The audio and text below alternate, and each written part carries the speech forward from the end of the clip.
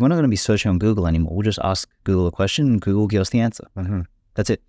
So now imagine now sort of the next step is like all of your answers, the way you perceive the world, the way you understand the world comes through a language model. Now, this language model is regulated by what I call the speech police, basically. And they say, okay, well, in order to, make our language models safe, remember under the AGI red herring, we have instituted all these regulatory bodies. Okay. We now approve language. This is the ultimate kind of like, I view this risk as kind of like an Orwell mixed with Inception. Right? Like everything you know and understand about the world comes through a set of language models that have been basically narrowed in to acceptable language, acceptable speech, acceptable ideas. And that's what everybody knows.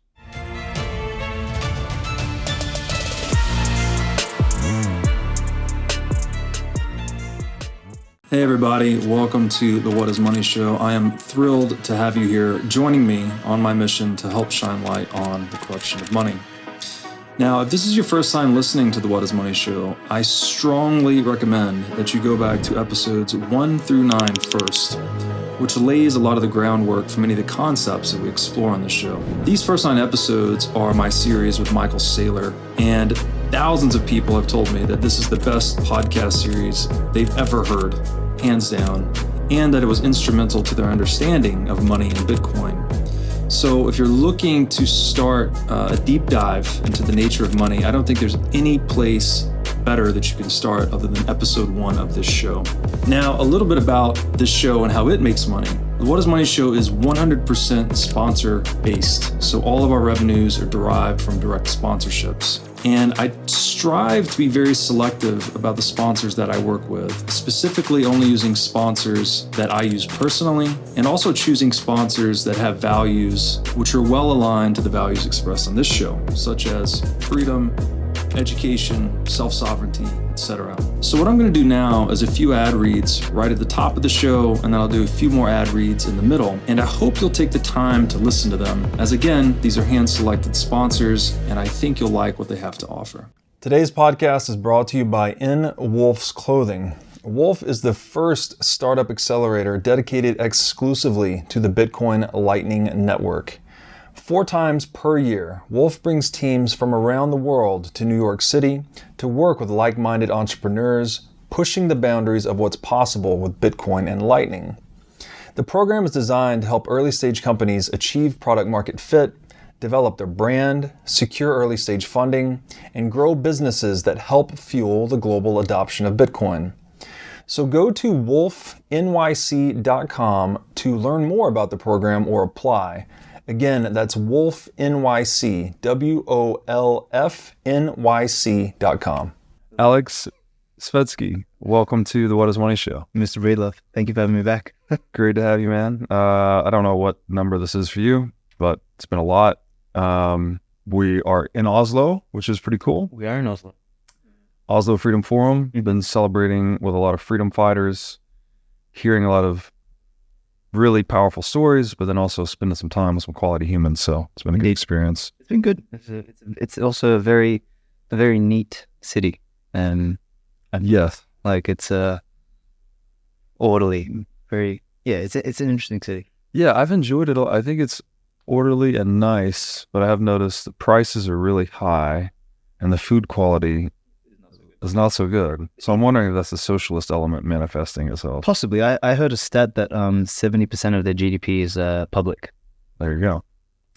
Now, I mean, I think that's a function of the fact that their sovereign wealth fund is so big. But I'm sure I think that sort of suffocates out any, majorly competitive private sector. Yeah. Because, like you go to other cities, like you're in Prague, like you see how much more is happening there, right? Like this is asleep in comparison. Yes. And Prague was much lower prices, much higher food quality, which is much more free market, right? Well, it is, but it's also actually a cultural thing. Like if you want good food in Europe, go south. If you want structure and order, go north. So there seems to be a reverse correlation. Is that a climate thing? I think so. I think it's a climate thing. I think I've got this whole grand unifying theory that I'll one day write about. I have a theory on culture. Like, how they say politics is downstream of culture? I think actually everything is downstream of temperature. It's like temperature theory of life. Okay. And that everything can be defined in temperature. That's fucking interesting. Yeah. I hope you write that piece. Yeah, that'll be, let's do that in 2025. All right, deal. By way of quick introduction, you are entrepreneur, author, and now founder of a new project called the Spirit of Satoshi. And today we're going to spend an hour or so talking about artificial intelligence and some other topics in the periphery. Can we start with, AI holds a lot of potential, a lot of promise. It's very exciting, very new as far as these large language models and ChatGPT and all that. Been talked about for a long time, but now we're seeing the real practical applications emerge. Also very concerning. People are worried, right? Is this thing going to turn into Skynet and destroy the world, et cetera, et cetera. So can we start with just distinguishing between the real and the fake artificial intelligence risk? Yeah. So I think I've been sort of banging on about this for a little while now. I deep dived earlier on in the year, just trying to make heads or tails of this whole AI thing. And I'd argue that I used to be one of these people who believed that, we could compute our way into consciousness, for example. Particularly when I was younger, I had this whole theory of, you get to a critical mass of neurons in the brain, and then all of a sudden intelligence and consciousness emerges. And look, that may actually be the case. I don't think we'll ever know. But what I've sort of come to realize is, while humans are not very good at, projecting exponentials, we seem to also be, it works in both ways. We project the short term too highly and, the long term too low. Yeah. You see what I mean? So it reminds me of Amara's law. We overestimate what we can do in a year, underestimate what we can do in 10 years. 10 years, yeah, exactly. So it's kind of, we seem to perpetually suffer from this problem, right? And, we've managed to basically stumble on, machines that can produce coherent sentence structures and you can communicate with. And all of a sudden our brain leaps to, oh my God, we've figured out AGI, consciousness, all this sort of shit. And to me, that sounds like it's a big leap. And people they lose their sort of minds over it. And it introduces a couple risks. The risks are generally, and what you'll hear on the mainstream is that, we're so close to artificial general intelligence and that, if we don't build in safety or human alignment or whatever buzzword they're sort of trying to use, responsible AI and all this sort of stuff. If we don't do something about it now, if we don't, AI. Exactly. Yeah. We need to regulate AI, right? If we don't do this now, it's all over. The human race is going to be taken over by, some sort of killer machine. And to me, that's always kind of rubbed me the wrong way. And that book, Superintelligence by Nick Bostrom? Yes, I haven't read it though. I reread it about 2.5 months ago. And dude, I felt like I lost 30 points of IQ. It was like the dumbest thing I've ever heard in my life. Really? It was so bad. Because you got these kind of like unfounded ideas of what, intelligence and consciousness is. Like the book at no point actually spends any time trying to define intelligence. And it just sort of takes these leaps of like, oh yeah, we can get to artificial intelligence perhaps through whole brain emulation, right? Like you were saying that you'd read the book Superintelligence. Yeah, like the third time, yeah.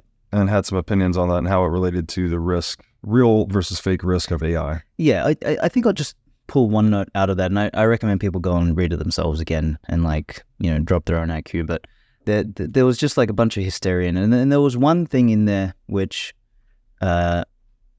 reading it now again, 10 years after it was published, there was a real adamant consensus back then that once we discovered language, in order to discover language, it would be what they call an AI complete problem. An AI complete problem is something that we can only discover once we get artificial general intelligence. And the whole premise of this whole AGI thing is that once we hit AGI, you have self-replicating machines and you end up getting this like fast takeoff, right? Well, turns out that we figured out language and we ain't fucking anywhere near general intelligence. So it was like a big, And you're saying we figure, like humans figured out language? Yeah, humans, as in like, the idea was that we would never get a machine being able to talk like a human being. And now we have that. We have that, Yeah. and it's in no way generally intelligent. Like if you start to sort of dig underneath the surface of what these language models are, and I wrote an article recently, and I called them stochastic parrots. So basically, like, and this is the challenge. It ties back to what we said earlier about like projecting too hard in the short term and too long in the long term. Is that we anthropomorphize stuff too quickly, and with language models, it's the first time really we're actually talking to something other than a human in a coherent fashion. Like honestly, the only other thing that we've ever spoken to that kind of regurgitates language is actually a parrot. Like that is like from parrots to computers. Now like everyone's freaking out. It's like, oh, it's alive, and it's very easy to think that, but essentially these machines are just probability machines. So if anything, what it's told us is that intelligence itself is far more complex and broad than just language. Like, the original hypothesis is that, language must be the marker of intelligence. When in reality, language seems to be actually, at least the ability to produce language in a coherent structure seems to be predicated on patterns and large numbers, right? Which is essentially what these machines are actually good at doing. And, as I said, we project that forward. And this is sort of, I'll kind of mention where the sort of the risks deviate now is you've got what I call the red herring, which is the AGI risk, artificial general intelligence coming tomorrow and we're all going to die. That's the Skynet fear. That's the Skynet fear, right? Yeah. And I kind of place that fear in two camps. One being, the nihilistic nerds who just like have a wet dream about, they sort of project that something intelligent must be evil and take out all humans because, they don't register cooperation or anything like that. It's like, you must kill and all that sort of stuff, right? So that's kind of the nihilistic, wet dream of nerds, or genuine attempt to stoke hysteria in people again, right? Because once again, we just don't understand general intelligence, let alone consciousness, the whole other topic. And much like climate change, it's very easy to get people, worked up over, the machines are coming, we're all going to die. So you've got that. And then what that opens the door for is safety, regulation, proof speech and all this sort of stuff. So this is sort of, that red herring is not the risk itself, but it actually makes way for what I think the real risk is, which is, I sent you an abbreviation earlier called the language user interface. And what I believe is the real paradigm shift with these language models is, you look at what the internet was. The internet was sort of this university of ideas, right? Or universe of ideas, like an idea-versity. And it started off as like, just random people writing stuff and, people finding it and all this sort of thing. And, you had the rise of search engines. Search engines made things more discoverable, but as everything concentrated around one search engine, who the hell looks beyond Google's first page anymore? Right. And what's Google's first page? Wikipedia. Right. Like, so basically our entire internet has actually just become the top 3 links on Google, right? Likewise with social media. Social media ended up like curating a bunch of things, but then the algorithms transformed it into what the social media thing wanted to feed you. Right. So now think about this. A language model is going to become the new interface. It will become the new screen through which you interact with the global corpus of knowledge. In the next couple of years, we're not going to be searching on Google anymore. We'll just ask Google a question and Google will give us the answer. That's it. So now, imagine now, sort of the next step is like all of your answers, the way you perceive the world, the way you understand the world comes through a language model. Now, this language model is regulated by what I call the speech police, basically. And they say, okay, well, in order to, make our language models safe, remember under the AGI red herring, we have instituted all these regulatory bodies. Okay. We now approve language. This is the ultimate kind of like, I view this risk as kind of like an Orwell mixed with Inception, right? Like everything you know and understand about the world comes through a set of language models that have been basically narrowed in to acceptable language, acceptable speech, acceptable ideas. And that's what everybody knows. That's scary. That's like the economization of a PSYOP or something, right? Just make it You don't have to force anybody. You just accept it. Yeah, I guess the challenge comes in maintaining the reputation of that source, right? Like that it's presumed to be truthful, because at some point it's a confidence game, right? Because if you're feeding it too much bullshit and people start to call the bluff, well, then they might lose faith in listening to that particular source of information and would go elsewhere. That's the idea. So now this is, leads into what we'll talk about a little bit later, is like, how do you combat this? And I think the only way to combat this is kind of the old school free market approach of build alternative models, right, and give people options. That was the next thing I was thinking. I was like, would alternative models if this language model's espousing bullshit and being controlled, it's propagandistic, would another language model be able to ascertain that and tell people, provide an opposing viewpoint, perhaps? That's the idea. And this is why I think the most important fight in the AI space is not getting distracted by AGI and conscious computers and all this fucking garbage. I honestly think that's a distraction. The real fight is ensuring that the regulators don't come on top of this and say, oh, language models are dangerous for hallucination, misinformation, or AGI is going to come out of them. And therefore, the only language models you can use are the approved ones. The approved language models. Is that an open source versus closed source struggle too? It is a little bit, and I think a lot of people get confused with open source, closed sources. I don't actually have a problem with a bunch of closed source models competing. No, right. Open source makes it harder to shut the model down, right? Because it's the classic closed source, open source. It's like the whack-a-mole game, right? Yeah. But I think it's more a game of options and alternatives, and having many of them. So the way I kind of want to see the world evolve in the AI space is having many models, and pick a model for a genre or for a niche or for a use case, and almost like having the same way we use programs today on a computer. Like you use Adobe, PDF Reader or Illustrator for design. Right. You use something else for something else. You have different AIs for different domains. Correct. Yeah. That's a better world, and that's a real sort of diverse, series of intelligences versus these kind of holistic general models. Yes. Okay. It's getting heady already. But I think we have to at least get some definitions going around here, because there's some big ones floating around. Yep. AGI, which you mentioned, artificial general intelligence. What is it that separates artificial intelligence a la ChatGPT from AGI? What is the threshold of achieving AGI? Obviously, it's, I guess, theoretical because we've never done it, but someone's drawn a line somewhere, I presume, if we have two different terms. And then if you go a level down the stack, what is just intelligence? We talked about this a little bit offline. I'll share my two favorite definitions of intelligence. One is from Jeff Booth, that intelligence is error correction. Pretty straightforward.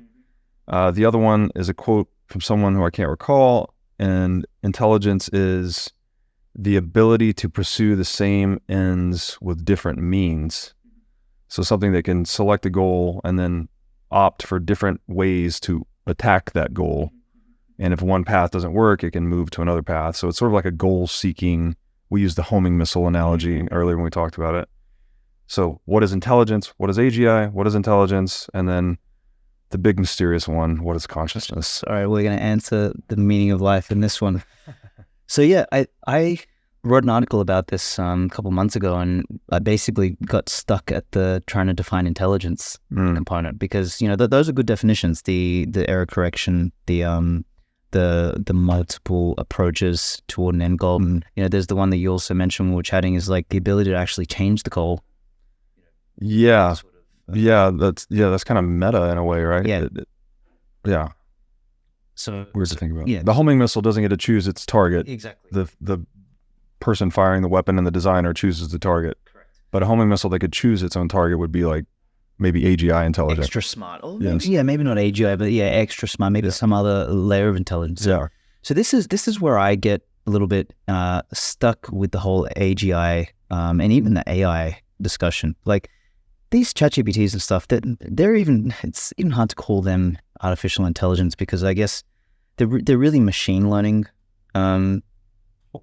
basically high-powered probability engines. But I guess, is that intelligence? It must be some level of intelligence on this stack. And I guess to kind of to stick with the two definitions that you mentioned, I think that's sort of like a good place to start with intelligence. Artificial, I guess, means some sort of, human and created, generally computational form of intelligence. And then the sort of the idea around general intelligence is that we as human beings are the example of general intelligence. We can be intelligent across a series of intelligence modalities, right? We can think, but we also have muscular intelligence. We all have hormonal intelligence, chemical intelligence, all this sort of stuff.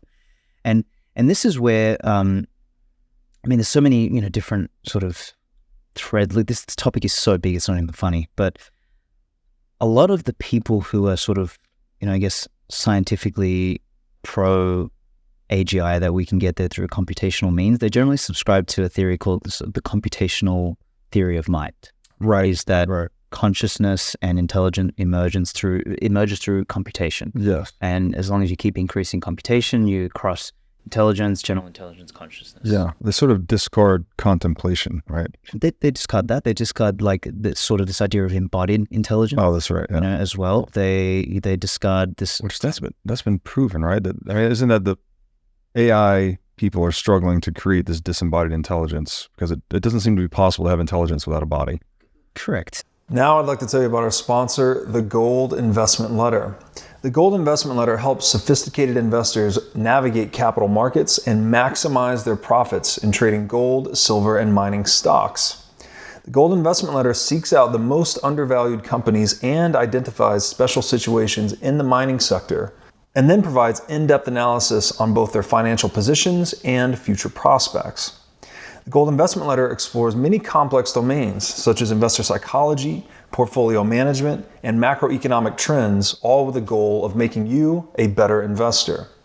The Gold Investment Letter offers a free version and a paid premium version, and I strongly recommend you at least sign up for the free version because after having read a few of these issues, I can promise you it is a treasure trove of good information.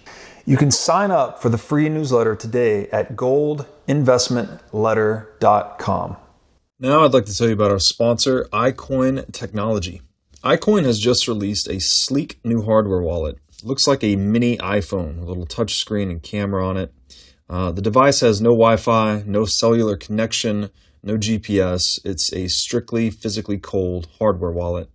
Like I said, it's got a high-res 3-inch touch screen. It's got a camera for air gapping the wallet. It's got optional Bluetooth compatibility. And it's really a brand new UI, UX experience for a hardware wallet, making it very accessible, easy to use, not intimidating. And as we always talk about on this show, the only way you can truly own your Bitcoin is by having it in self-custody. So you need a device like iCoin Wallet to truly own your Bitcoin. Go to iCointechnology.com today and use promo code Bitcoin23 for 30% off of this new sleek hardware wallet. And the counter argument to that is usually, AI has a different type of body. Is that, we've got sensors all around the world, the Internet of Things, blah, blah, blah. But my sense is that, they're, and this is kind of jumping to a conclusion, but, humans might actually be almost like an efficiency maxima for intelligence. Because, if you look at how we still understand intelligence, it's still, very much like, particularly the artificial intelligence stuff, it's still well inside the cognitive realm. That's really where a lot of it is. It's computational, it's cognitive. And we are still in the dark about how a lot of the cognitive processes function, like the subconscious mind and all that sort of stuff. But then when you kind of go a little bit deeper, just with humans alone, as I said earlier, you've got like this muscular intelligence, you've got this, hormonal intelligence. Like, how is it that, like a good-looking woman walks past and like all of a sudden, like your internal intelligence, you're not even thinking about this, but you sort of, your attention focuses that way. Machines don't fucking do that. Like, it's so far out of their realm of like, possibility at this stage. It's not even funny. And to me, like, all of these intelligences make up general intelligence. And this is why I don't think we're anywhere near AGI, for example, is that I don't think we have even a concept of how general intelligence is. Yeah, it's so interesting.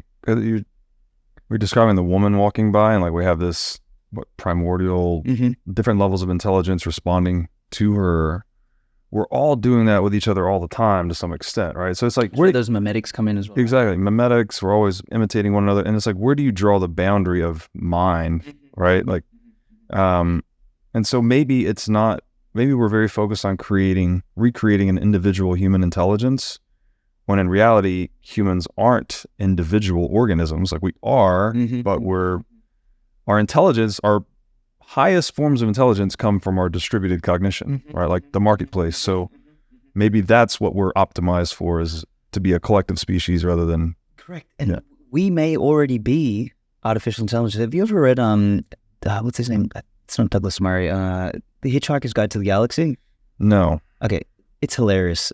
It's obviously a comedy sci-fi book, but there's just this incredible dose of wisdom in there. So without giving the whole book away, like the masterminds of the universe are mice, right? And the mice are pissed off at humans because we do experiments on them, but it's a meta game because they're actually doing an experiment on us. Okay. And the mice create this like ultimate supercomputer, which they, the purpose of the supercomputer is to give the answer to life. And the computer that they end up building... This is the answer. It's 42. Exactly. But the thing is that, here's the joke, is that computer punks them. He says, well, by the way, you didn't build the most powerful, you built the second most powerful computer in the world.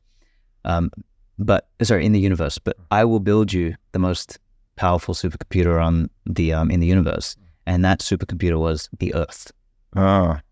So the Earth, so this is kind of like a metaphor for me, is like the Earth itself is a superintelligence. And it, I guess what seems to have happened is that we are these kind of like, almost like a node, right? And we, like our body, mind, like the way we function, like the wetware that we have, the ability to heal, right? Like to make a machine that could, do stuff similar to us, to be, malleable enough to grow, to heal, to do all that sort of stuff.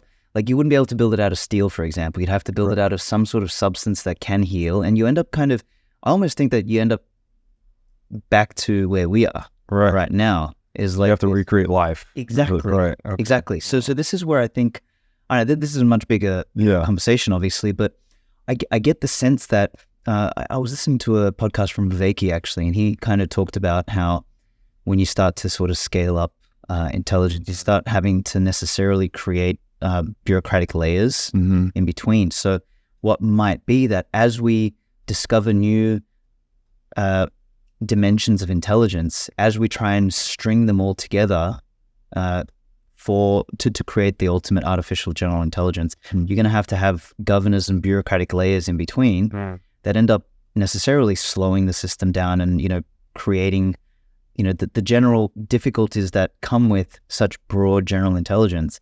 And in the end, 1,000 years from now, we'll have created the human brain and we'll be like, we created ourselves. Exactly. Yeah. Oh. So that's kind of my instinct. Yeah. So, I mean, I could be wrong, but I just feel like it's so much broader than what we can envision computationally. It maps onto that idea that like if you see something being done in nature, assume that nature's right and you're wrong, right? It's kind of, this is a Talebian point, talks about the Lindy effect and all that. And so if a human being is the most rational, intelligent animal we are aware of on this planet, it stands to reason that we are the local maximum of fitness or efficiency for that particular quality of intelligence.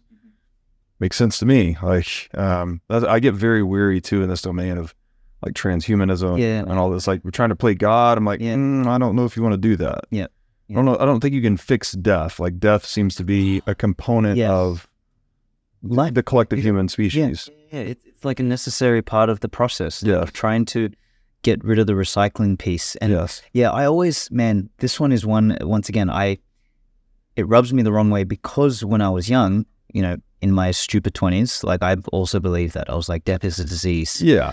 Like, I'm going to live to 500. Yeah, freeze my brain. Yeah, all that sort of stuff. Brain in a vat. Like, I was a vegan as well, all this sort of stupid ideas. And like death is not a disease. It's, there's a cyclical thing. And to me, there's just something really immature and fearful about it. All right, so AGI is probably not a risk, and it's an unfounded risk. Yeah.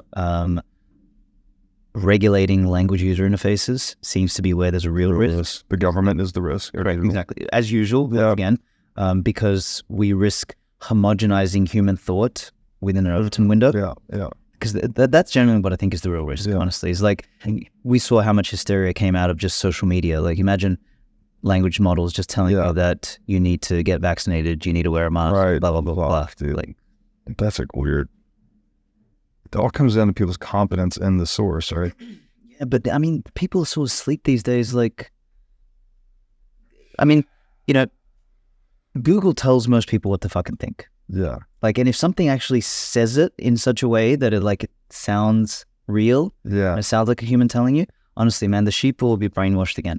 I just wonder how the state would prove the veracity of that language model. Like, would it need to make some kind of prediction and then, the such and such thing's going to happen in 2 weeks, and then they go and like do that thing?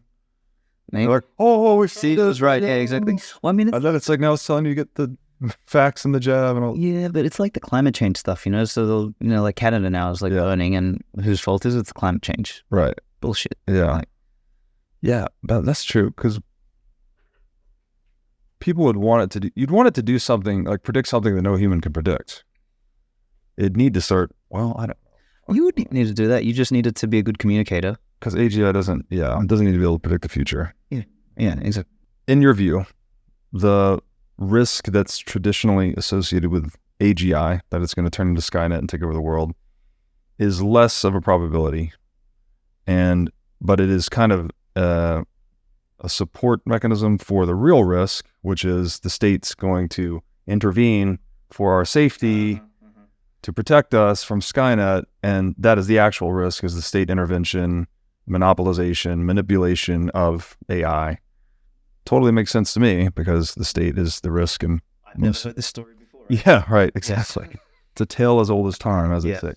So, all right, given that landscape, what can or should we be doing about the real risk? Indeed. As I said earlier, I think it's the classic approach of building alternatives, right? So, the risk with money and the digitization of money has always been CBDCs, right? Mm-hmm. And CBDCs were always coming. It was just a matter of time until we got there. A lot of people say, oh yeah, Bitcoin made CBDCs possible. It's like, no, like it accelerated them, if anything. It may have accelerated them, but I guess, it had to emerge so that we had enough volume, liquidity, and sovereignty when CBDCs finally came, that we had an exit or an alternative or a valve, right? And that's sort of the same thing we've got to do here. I think the only way around this is through this, right? And the solution, and it's already happening. Like, I think one thing I will say that I'm happy about in the AI space is, the emergence of so many different models. Now, not many mainstream people are using these other models, right? There's like Llama, Falcon, this, that. There's a million and one of them. It's mostly sort of like tech people or nerds kind of running those models locally and things like that. I think most people still just use ChatGPT by default. Maybe some people use the Google one. I don't know if you use the Google one yet, but it sucks. No, I barely use ChatGPT. At least ChatGPT is like a little bit more conversationally robust, and you can prompt your way into something, resembling a decent answer. But the Google one just sucks balls, honestly. But anyway, yeah, the solution is to build alternatives, and then to, I guess, popularize the alternatives in genres or subgenres or niches, right? And that's kind of what you mentioned, Spirit of Satoshi, at the beginning when you introed me, but that's what I'm trying to do here with Spirit of Satoshi. And what I originally set out to do, I just kind of stumbled into Bitcoin on it, was, and you and I discussed this earlier in the years, I was trying to build a mentoring app, and basically use ChatGPT or OpenAI's API as the foundation model. I was trying to fine tune it and then basically knowledge enhance it by taking work from Jordan Peterson, from Marcus Aurelius, from Ray Dalio, and creating their own what's called vector stores. And to put that in simple English, a vector store is basically a database of semantically coherent or meaningful chunks of data, so paragraphs, think in your head, that are turned into number sets or vectors that a machine language model or a machine learning model or an AI model can read, right?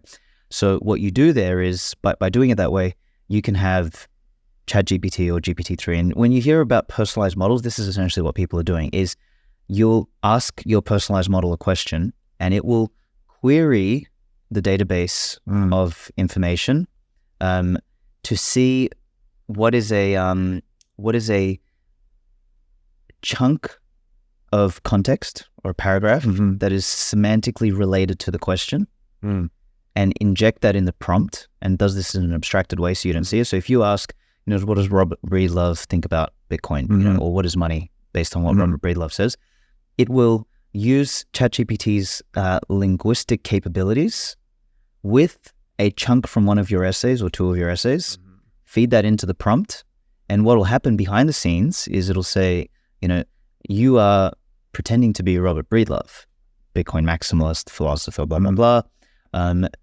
You are going to answer this question, and here is some context, and it will answer in that way, and it will try and sound like you. So that's essentially what we were doing for Jordan Peterson, for Marcus Aurelius, and all that sort of stuff. Right. And we got somewhere. It was actually not too bad. And we kind of bundled it into this mentoring app. But what I found myself thinking was, I was like, I feel like I'm building like a product in search of a problem, a solution in search of a problem. Because I don't know, sure, I've actually got the app here. It's like I can ask Jordan Peterson any question I want. No. But I'm like, I don't know what the fuck to ask him. It's like, hey bro, what'd you eat for breakfast?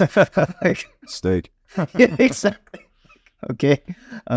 So that was one issue. Can I ask you just one thing about it's because it sounds like that might be a better framing for what these AI tools actually are. It's more like a step change in the search engine, right? That we're just searching things in a more human palatable way, and it's returning it conversationally. So hence the name language user interface. Right. Okay.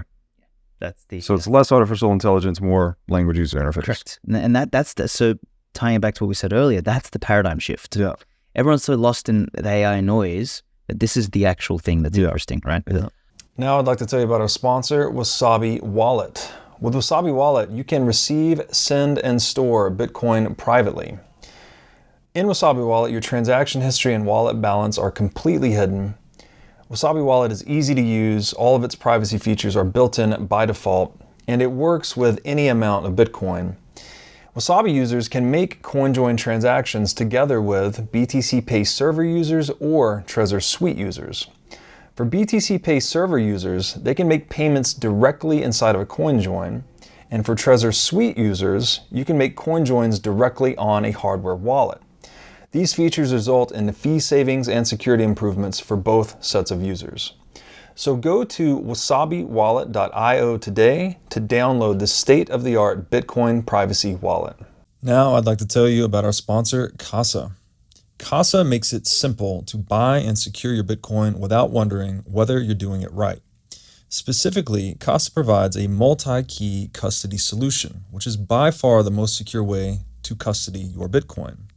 Now, when I talk about Bitcoin being theft-proof money or inviolable private property, a multi-key custody model is exactly what I am talking about. Using multiple keys lets you maintain full control of your Bitcoin while also giving you redundancy in case you lose one of the keys. It's also the best way to secure your Bitcoin for inheritance planning purposes. So go to keys.casa, that's C-A-S-A, today to sign up and use discount code BREEDLOVE. So anyway, but what I figured was, I'm not sure if there's a real tangible problem that I'm solving there. And the problem that actually hit me as we were digging was, I built a model of Peterson, I built a model of you, I built a model of Ray Dalio, and then we just built a model of Satoshi. And then the more I thought about the Bitcoin one, I was like, you know what, in the next decade, there's probably going to be 1 billion people that are asked the question, what is Bitcoin? Right.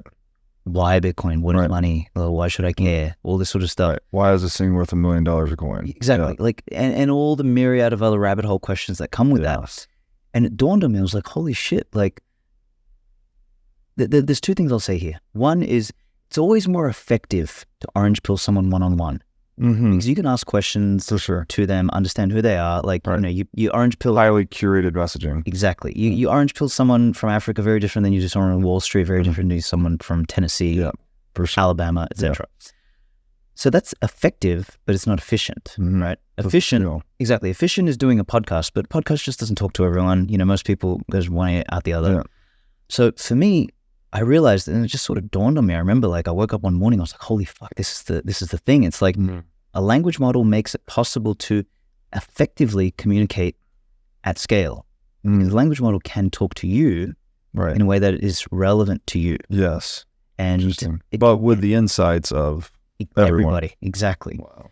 So I kind of envision the Spirit of Satoshi as the ultimate orange pilling tool for this decade. I kind of see it as the first step where someone, like, if they have any query or question about Bitcoin, like, that's where you go. You don't go to fucking ChatGPT, because ChatGPT is going to tell you to have a balanced portfolio of Ethereum, Dogecoin, and other blockchain technologies, right? So, and that's just a function of ChatGPT is trained on mainstream generalized crap. So what we're doing, and this is actually the other probably difference to what I was doing before with the mentoring app, is the mentoring app I was genuinely using GPT-3 as the foundation model, and then doing this kind of like a post-training with that vectorization. And that's just a function of there wasn't enough data of Jordan Peterson alone to build just the Jordan Peterson model. But with Bitcoin, there is so much information. There's fucking Bitcoin and time, Bitcoin and mushrooms, Bitcoin and love, Bitcoin and fucking everything, right? And then, like, to train a model from scratch, you would take all of the Bitcoin content. You'd also take all the Austrian economics content, all of the libertarian literature. You can even throw in, like, classical English literature, like all that sort of stuff. And you can actually build a good data set, like a good corpus of knowledge. And it is very good for this niche. And probably I would even say, like, we could go wide enough to make it useful for, like, libertarians, freedom-oriented people, etc. And maybe the long-term potential of Spirit of Satoshi, and maybe it morphs or evolves into another name, for example, is something broader than just Bitcoin.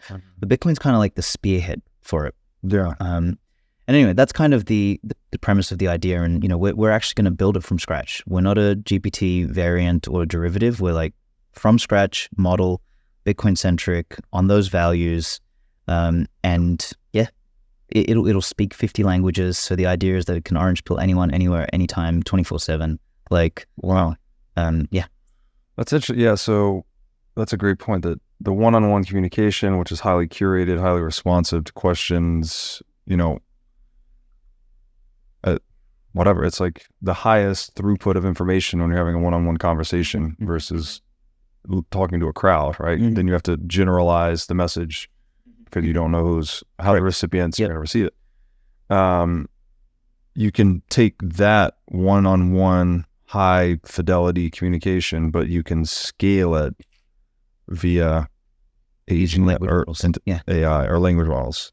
Wow, that's interesting. Yeah. So that was the big breakthrough. That's when that hit me. I was like, holy shit, there's actually a real problem.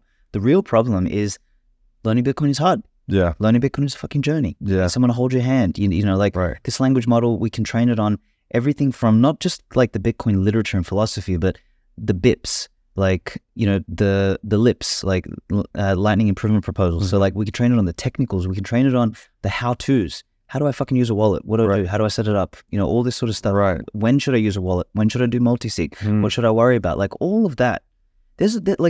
Bitcoin is so broad that it's like it's got the critical mass of, I guess, like, questions and knowledge that is needed, so that there's a substantial enough language model to converse with. A single character is too narrow. And I mean, that is something I think everyone would use. Even longtime Bitcoiners would still, as things change, right? What's going on with this protocol development, or what are the best providers of this type of custody service? That's interesting. So, kind of like your Bitcoin assistant in a way. Yeah. Like your Bitcoin right hand. And this is sort of where, like, the longer term idea is, like, the language model is step one. We need to nail that. And I just think, just as a Bitcoin utility, it's a must-have. Like, the world needs a Bitcoin language model. The Bitcoin community needs a language model. Other things that I want to do later, though, is I want to, like, Bitcoin is internet native money, digital native money. And we, like, one of the things we struggle with as Bitcoiners is that even the fiat system is quite digitally native these days. So like in Australia, for example, it's kind of hard for Bitcoin to compete on instant payments because in Australia we have Pay ID. Like I can send money to my mum right now, 24/7, instant, no money, no cost, nothing. It's easy. Like, and it's her email that I'm sending money to, or her phone number, right? Right. So, and it's actually the same in Brazil. Pix, is like instant payments to anyone, anywhere, anytime. So like we've kind of like missed the boat on that in terms of like Bitcoin's digital superiority. Like Lightning is cool, and yes, Lightning does have the benefit that, someone from Russia can pay someone from Brazil, that sort of thing. You can't kind of. But inside the country, it's not that big of a deal. Exactly. Yeah. So my question is like, can we use AI tools to make the Bitcoin user experience 10x better? So imagine if I could talk to my wallet, or I have a Satoshi-like assistant and say, hey, can you, generate a Lightning address, or can you generate the best payment mechanism for me right now? I mean, Robert have to, exchange something, and Satoshi checks the mempool, sees the fees, blah blah blah, calculates what the amount is, and says, okay, look, it's better to do an on-chain. Here's your address. Do it.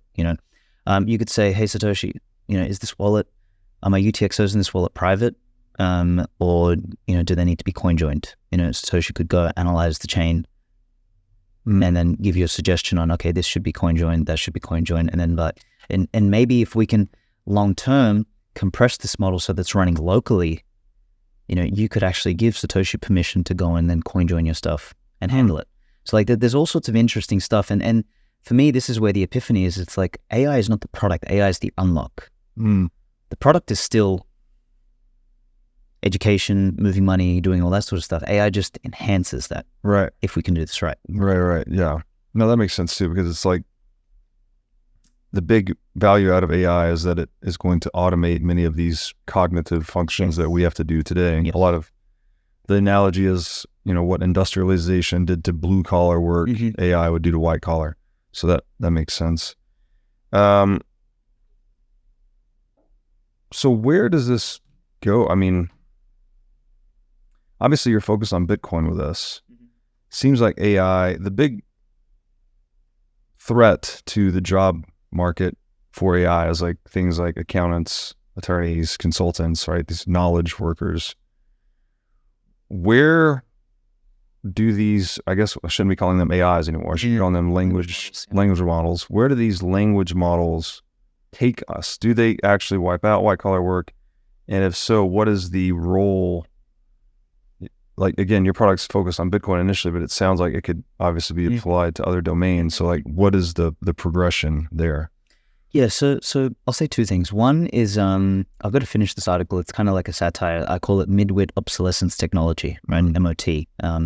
And I kind of think of at least the general language models like ChatGPT and everything as a midwit obsolescence technology, in that being trained generally and being designed so these the mainstream language models go through what's called a helpfulness and harmlessness filter, right? And they go through toxicity filters already. And I know you don't use ChatGPT much, but if you have, I don't know if you've noticed how it pre-frames every response with an apology and then a post-apology. I've seen some of that. It fucking drives you crazy, right? You can't get a damn answer out of it without it stepping on eggshells, basically.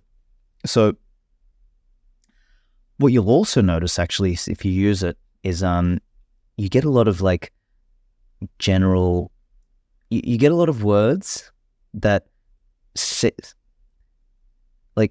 what's kind of the analogy I'm thinking of? It's like saying a lot but saying nothing. You know what I mean? So it's kind of like high noise, low signal. Exactly. It's like all these fucking words, but in the end doesn't actually say anything. Yeah. And to me, where else do you see that in the world? Mainstream journalism, mainstream blogging, mainstream books. How many hack fucking authors are there in the modern world? I'm an author. Right. And they just write what could have been an article. They kind of expand it, write it into a fucking book. It's like, Jesus Christ, you could have said that in 5 pages. And what these language models have actually done, and this is hilarious because it's kind of the left is really great at scoring own goals, is they just like obsoleted all of their journalists and all this sort of stuff, because now like you don't need to pay a moron journalist that just came out of a humanities degree $120,000 ChatGPT to write the same fucking thing. It's hilarious. So I do think a lot of that, so the generalized models will always be best at creating like general verbose responses, right? I don't anticipate that our Satoshi model will be as good as ChatGPT in generating that kind of stuff. But when it comes to talking about Bitcoin specifically, it'll be better. It'll be probably 10x better, right? And it'll probably be 5 times worse at general stuff, which is fine, because that's kind of the vertical that we want to go after. And then that's the way you think it goes anyways, right? You get these domain-specific language. That'll be richer and more accurate in domains. So it's going to be really interesting to see is that I think the general models are going to basically make it tough for anyone who is basically useless in their jobs. You know that book Bullshit Jobs or whatever that Graeber wrote? Yeah. All of those people that are doing those bullshit jobs, like the middle managers, the fucking pencil pushers, the bureaucrats. All bureaucracy. Yeah, all of that crap like really actually gets obsolesced by this sort of thing. And it's just funny, it's ironic, and it's great to see. Yeah. I think the specialized language models become some sort of enhancement tool for people with a brain that want to like grasp concepts very quickly, like, and really get like fidelity on an understanding, because you can't really learn anything of depth with ChatGPT, right? You can get like basic concepts, like, I started going down the computational theory of mind rabbit hole with ChatGPT, but it just kept spitting out the same shit over and over again. I was like, fuck, I want to go deeper here. Like I'd say, okay, give me the computational theory of mind argument from John Searle, from this guy, from that guy. Right. And basically it'll just kind of like regurgitate the same thing, just with slight linguistic, stylistic language changes, but it was the same thing. Whereas for me to really dig deeper, I had to go and grab John Searle's book and understand what he wrote. Right.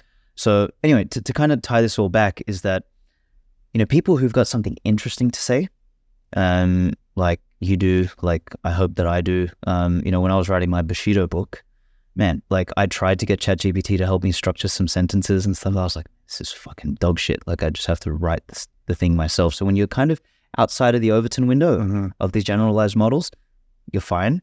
But anything within that like midwit, of the bell curve, I think you're in trouble, because the models can do it better. And then I think if you're outside of the bell curve anyway, I think you're already the kind of personality that is probably more prone to leveraging tools than being leveraged by tools. So you'll probably end up, you probably use the generalized tools where you need them, but you'll also find specialized tools to like really hone in on stuff when you want to. That's cool. I heard it described once that technology chases humans up the value stack. So we keep, we automate to the best we can all the drudgeries and the dull jobs of existence, and then that frees us up to do more interesting things, right? So it sounds like this might be another leap forward in that respect. I'm thinking about the investment bankers that I know. Some of the most financially successful people in the world, most of them hate their job, right? Because it's just this. And I don't know. I'm not saying these language models will disrupt investment banking per se, but just a lot of the things that we don't like to do, this thing can do it for us instead. So then we are freed up to pursue higher value activities. It's really interesting to think where that might take the world. Okay, I've probably kept you long enough, good sir. Any closing thoughts? Closing thoughts. Depending on when this comes out, we'll either have a beta of Spirit of Satoshi out. We've actually got an alpha at the moment, which I'm kind of just like letting people in slowly. But that's a retrieval enhanced model. It's not a model that we built from scratch. But if people want to learn more about it, spiritofsatoshi.ai. Awesome. And then where can people find you on the internet? Me, Svetski writes on Twitter, writes WRITES. Or I think I've got a website. I think it's svetsky.info, maybe. I guess people can check it out and see if it's there. Oh, yeah. We'll link to it in the show notes and hope it's there. Exactly. This is what happens when you're interrupted by a marching band twice. Yeah, exactly. One episode. I'm waiting for him one more time. I know. I'm kind of for the end of the podcast. Kind of disappointed. All right, man. Thank you for doing this. Great having you as always. And let's get back to the conference. Indeed.